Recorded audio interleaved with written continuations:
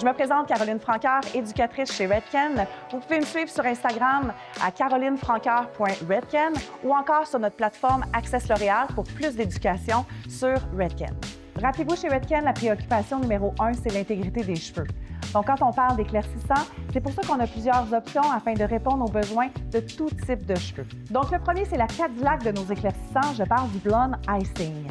Sa technologie fait en sorte qu'on préserve les lipides et aussi sa texture crème permet une application facile et rapide.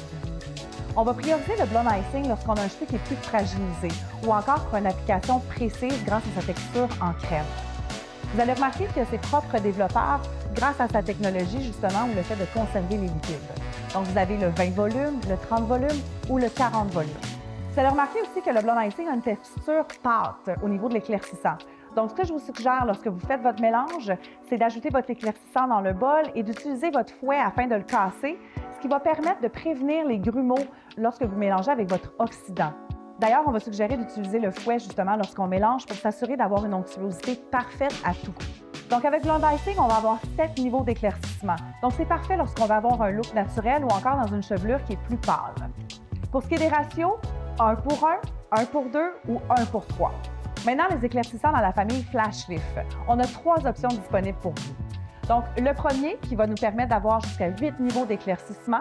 L'autre, le Flash Lift Bonder Inside, avec une protection à l'intérieur qui va me permettre d'aller protéger les cheveux qui sont plus endommagés. Maintenant, la famille des Flash Lift. On va avoir 3 options disponibles. La première, le Flash Lift régulier.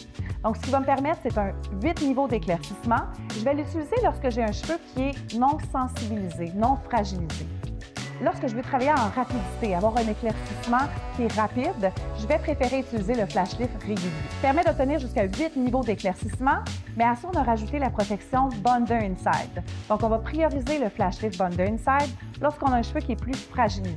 Et aussi, on a le Flash Lift Power 9 qui, lui, va me permettre un éclaircissement jusqu'à 9 niveaux.